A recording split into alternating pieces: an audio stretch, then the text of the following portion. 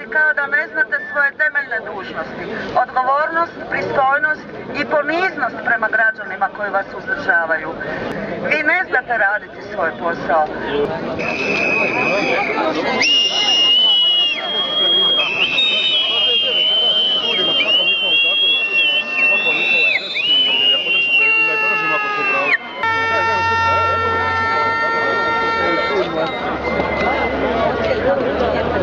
Pa ovo je neka realna broj koju smo mogli očekivati, a glavno je da narod pokazuje da je dosta tome i mislim da se polako tresu u temelju hrvatske političke laži i padaju zastave povjerenja među jednom naći političkih stranaka u državi i vrijeme za promjene, vrijeme za stvaranje jedne nove demokracije.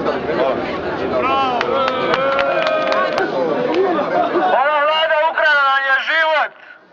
Ova vlada nam je prodala domovinu. Ova vlada se s nama igra kao sa malom djecom.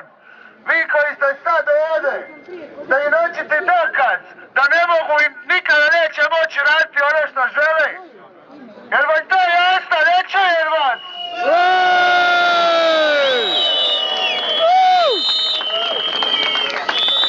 Što god budemo uporniji, što budemo više izlazili ovdje, to će im biti jasnije šta mislimo o njima.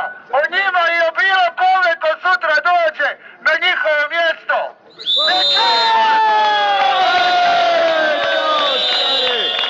Jasno odlazi! Jasno odlazi!